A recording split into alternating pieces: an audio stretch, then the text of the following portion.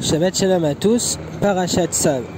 Donc dans cette paracha, Dieu demande à Moshe qu'il ordonne à Aaron et à ses fils les lois qu'il leur appartient d'observer en tant que Kohanim, au cours de leur service dans le tabernacle. Un feu constant doit brûler sur l'autel. Sur ce feu est entièrement consumé les holocaustes, les graisses de sacrifice de paix, Shelamim, d'expiation, Khatat, et de faute, Hacham. Sera également consumée la poignée de la fleur de farine prélevée de l'oblation, Mincha, et de son huile.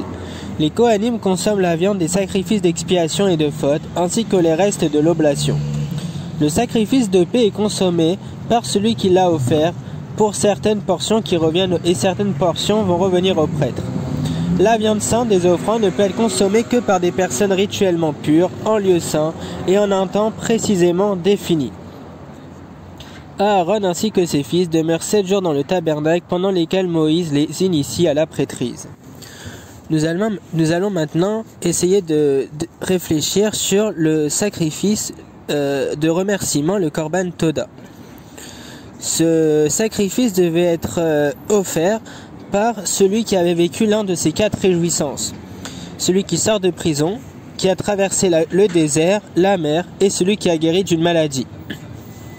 La Torah nous enseigne qu'une partie du sacrifice était brûlée sur le Mizbeach, donc l'autel, et que l'autre partie était consommée par son propriétaire dans un délai de moins de 24 heures, puisqu'il fallait finir de le manger avant le lever du soleil.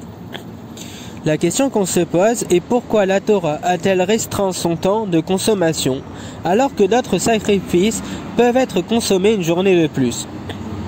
De plus, le Korban Toda était consommé avec 40 pains, ce qui rend une rapide consommation compliquée. En une journée, manger 40 pains plus le Korban, ça devait être assez compliqué. On a une réponse de Netziv de Volodjin, explique que c'est justement parce que la quantité est grande que la Torah a restreint la durée de consommation. En effet, pour arriver à tout terminer à temps, il n'a pas d'autre choix que d'inviter ses amis à participer à son repas, et ainsi, en regroupant beaucoup de participants, il peut diffuser le miracle dont il a fait l'objet et remercier Akadosh Baruch Hu en public, sanctifiant ainsi son nom. Chazak à tous, Shabbat Shalom et plein de bonnes choses.